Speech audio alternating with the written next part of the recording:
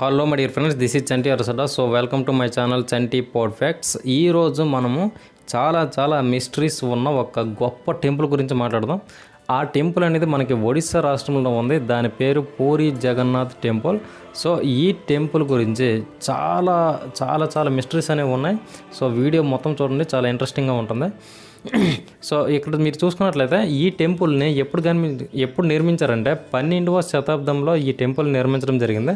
ఇంతకీ ఎవరు నిర్మించారంటే గంగరాజ వంశానికి చెందిన వాళ్ళు. సో గంగరాజ వంశానికి చెందిన వాళ్ళు అనంతవర్మన్ చూడగంగాదేవ అనే రాజు ఈ గుడిని నిర్మించడం జరిగింది. సో ఈ గుడిలో చాలా మిస్టరీస్ ఉంటాయి. అన్నిటికంటే ఇక్కడ ఇప్పటికీ ఉన్నది ఏంటంటే హిందువుల్ని మాత్రమే గుడి లోపలికి ఎలవ్ చేస్తారు. మిగతా ఎవరు ఏ మత వాళ్ళ వారిని అలాగే విదేశీయులు కూడా గుడి లోపలికి ఎలవ్ చేయరు. ఎందుకంటే 17 సార్లు ఈ గుడి మీద దండయాత్రలు జరిగాయి. అయినా ఈ గుడి యొక్క ఒక్క ఇటుకు కూడా అసలు జరపలేదని చెప్పేసి, దండయాత్రకు వచ్చిన వాళ్ళు జరపలేకపోయారని చెప్పేసి ఇక్కడ ఉన్న పూర్వీకులు అలాగే శాసనాలు అన్నీ తెలియజేస్తున్నాయి. కాకపోతే ఏంటంటే ఇందులోకి మళ్ళీ ఎవరినైనా బయట మతస్థులను కానీ ఇంకెవరినైనా విదేశీయులను కానీ లోపలికి పొరపాటున ఎలవ చేస్తే వాళ్ళు ఏదైనా చేసే ప్రమాదం ఉందని చెప్పేసి ఇప్పటికి కూడా ఈ దేవాలయంలోకి ఈ ఓన్లీ హిందువులు మాత్రమే లోపలికి ఎలవ చేస్తారు. మిగతా ఎవరిని కూడా ఎలవ చేయరు. ఈ ఒక్క మాటలో చెప్పాలంటే ఈ దేవాలయం ఎంత స్ట్రిక్ట్గా ఉంటుందంటే 1984లో ఇందిరాగాంధీని కూడా లోపలికి ఎలవ చేయలేదు. ఇందిరాగాంధీని ఎందుకు ఎలవ చేయలేదంటే ఆమె యొక్క భర్త, ఇప్పుడు ఇందిరాగాంధీ మనకి భారతదేశంలోనే, కాకపోతే ఆమె భర్త ఇప్పుడు ఇందిరాగాంధీ మ్యారేజ్ చేసుకున్న వాళ్ళ హస్బెండ్ ఏమో ఫిరోజ్ గాంధీ. ఈయన పార్సీ మతస్థుడికి చెందినవాడు.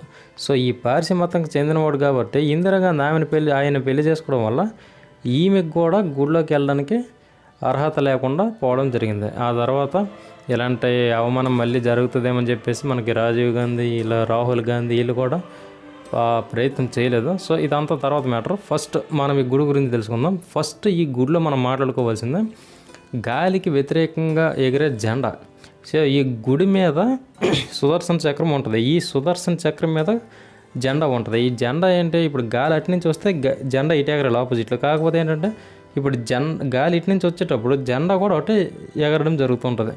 సో ఇది కొంతమంది ఏంటంటే ఇక్కడ దేవుడు మహిమ అని చెప్పేసి అంటుంటారు. కొంతమంది ఏమంటారంటే ప్రతిరోజు ఈ జెండాని మార్చాలి, లేకపోతే 18 సంవత్సరాల పాటు ఆ గుడిని మూసేయాలని చెప్పేసి ఇక్కడ శాసనాల్లో రాసి ఉందంట. అందుకే ప్రతిరోజు ఇక్కడ ఉన్న జెండానే మారుస్తూ ఉంటారు. సో ఇప్పుడు నెక్స్ట్ సెకండ్ ఫ్యాక్ట్ గురించి మాట్లాడేటప్పుడు ఏంటంటే ఇక్కడ చాలా రూమర్, అంటే ఎక్కువ వైరల్ అయిపోయిన టాపిక్ ఏంటంటే ఈ ఆలయంలో శ్రీకృష్ణుడి గుండె ఉందని. సో శ్రీకృష్ణుడు చనిపోయిన తర్వాత ఆయన గుండెని ఈ పూరి జగన్నాథ్ టెంపుల్లోనే భద్రపరిచారని చెప్పేసి చాలామంది అనుకుంటున్నారు. ఇంతకీ నిజంగా ఆ గుండె ఉందా లేకపోతే ఇవన్నీ రూమర్స్ అనేవి చూద్దాం. సో మొత్తం 3 చెక్కతో చేసిన విగ్రహాలు అనేవి పూరి జగన్నాథ్ టెంపుల్లో ఉంటాయి, మనం చూస్తాం.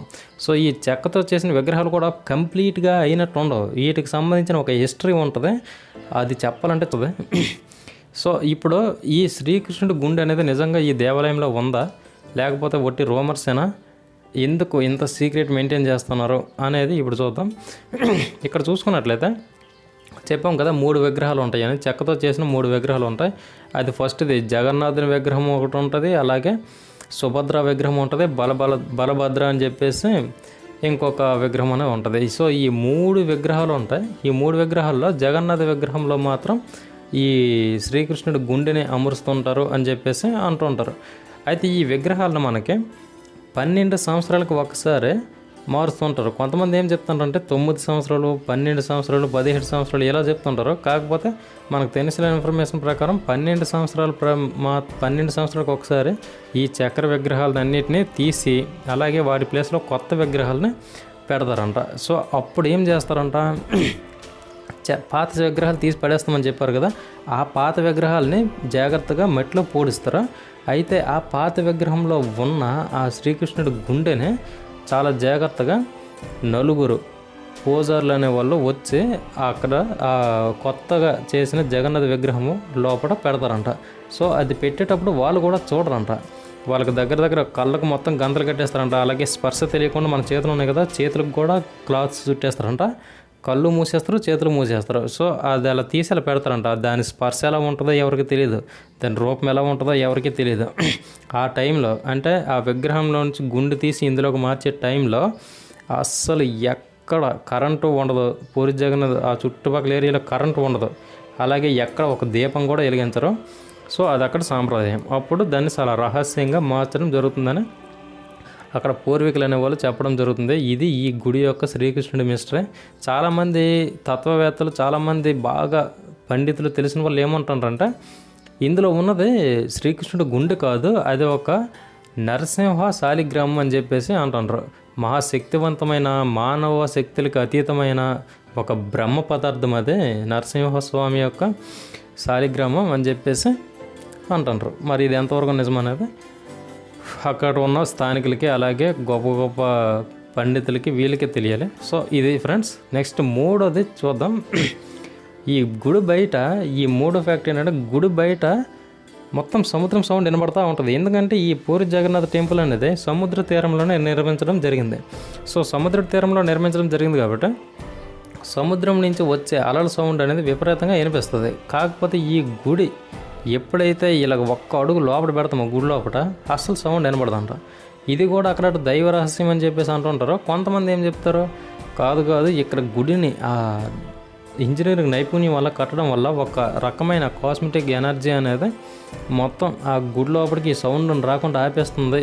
అందుకే అంత సౌండ్ కూడా ఒక్కసారి గుడి ఒక్క అడుగు లోపల పెట్టినా కానీ ఆగిపోతుందని చెప్పేసి అంటుంటారు. ఇది కూడా ఒక మిస్టరీ. అలాగే 4వ మిస్టరీ ఏంటంటే ఇక్కడ ప్రసాదం ఫ్రెండ్స్. ప్రసాదం అనేది మనం ఏ గుడిలోకి వెళ్దా భక్తులు పెరిగారు అనుకోండి, ప్రసాదం తగ్గిపోద్ది, సరిపోద్ది చాలామందికి. కానీ ఈ గుడిలో ఏంటంటే ఎంతమంది 1000 మంది 10,000 మంది 1,00,000 మంది ఎంతమంది వచ్చినా కానీ ప్రసాదం అనేది అస్సలు మిగలకుండా కరెక్ట్గా సరిపోద్దంట.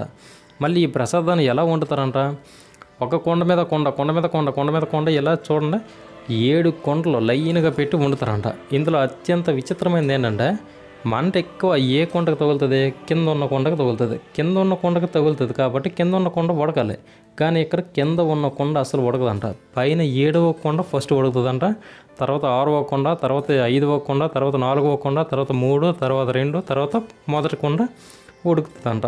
సో ప్రసాదం అది కూడా ప్రసాదం ఉడికిన తర్వాత దించిన తర్వాత అసలు స్మెల్ రాదంట, ఫ్లేవర్ ఏం రాదంట. జగన్నాథునికి ప్రసాదం సమర్పించిన తర్వాత అప్పుడు మాత్రమే స్మెల్ వస్తుందంట. సో ఇది కూడా ఒక మిస్టరీ ఇక్కడ. సో ఇది 6వ ఫ్యాక్ట్ ఏంటంటే ఇక్కడ ఈ విమానాలు కానీ అలాగే పక్షులు కానీ ఈ గుడి మీద నుంచి ఎక్కడానికి అసలు ఇష్టపడవు. ఎందుకంటే విమానాలు అనేవి ఎగిరేటప్పుడు మనము కానీ బ్యాన్ చేసేయచ్చు, ఈ దేవాలయం మీద నుంచి వెళ్ళకూడదని చెప్పి మనం బ్యాన్ చేయొచ్చు. కాకపోతే పక్షులు కూడా వెళ్ళవంట. పక్షులు కూడా వెళ్ళట్లేదంటే దానికి ఆ గుడి పక్కల ఏదో ఒక ఎనర్జీ ఉంటేనే పక్షులు వెళ్ళవు. లేకపోతే మీరు చూడండి ఏ గుడి దగ్గరికి వెళ్ళినా కానీ విపరీతమైన పక్షులు ఉంటాయి. ఏదో ఒక ఎనర్జీ ఉంటేనే పక్షులు అనేవి అక్కడికి వెళ్ళవు. సో ఈ గుడి చుట్టూ ఏదో ఎనర్జీ ఉందని చెప్పేసి అందరూ నమ్ముతుంటారు. అలాగే 7th రథయాత్ర ఖచ్చితంగా వర్షం పడుతుంది. రథయాత్ర అనేది చాలా చాలా ఫేమస్. మీరు యూట్యూబ్లో అయినా ఎక్కడైనా కొట్టి చూడండి, సెర్చ్ చేసి చూడండి. పూరి జగన్నాథ్ రథయాత్ర అనేది చాలా చాలా బ్రహ్మాండంగా జరుగుతుంది. ఆ రోజు ఖచ్చితంగా వర్షం పడుతుంది. ఇది తర్వాత 8వ ఫ్యాక్ట్ ఏంటంటే సుదర్శన చక్రం. ఈ సుదర్శన చక్రం మనకి పూరి జగన్నాథ్ టెంపుల్ ఉంది కదా, టెంపుల్ మీద ఒక సుదర్శన చక్రం ఉంటుంది. దగ్గర 1000 కేజీలు ఉంటుంది ఈ సుదర్శన చక్రం.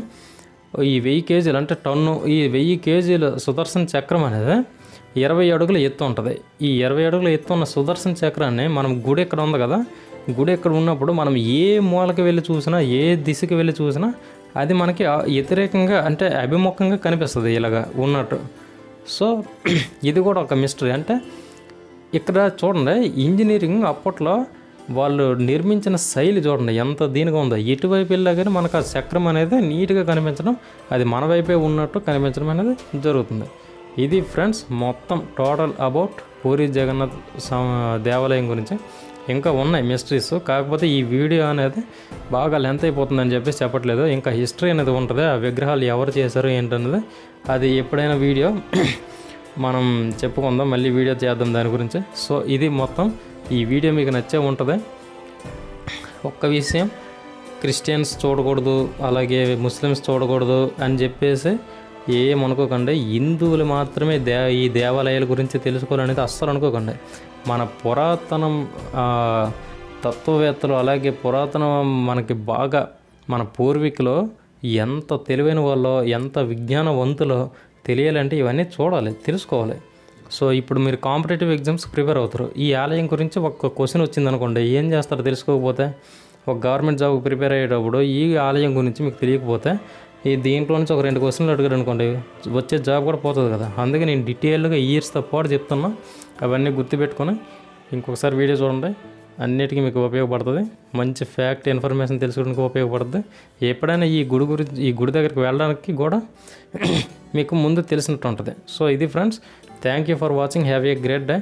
ఈ వీడియో మీకు నచ్చింది అనుకుంటున్నా. నచ్చితే ఖచ్చితంగా కింద లైక్ కొట్టేసి మా ఛానల్ సబ్స్క్రైబ్ చేసుకోండి. ఇంకా మంచి వీడియోస్ అనేవి మీకోసం మేము తీసుకొస్తాం. Thank you for watching. Have a great day.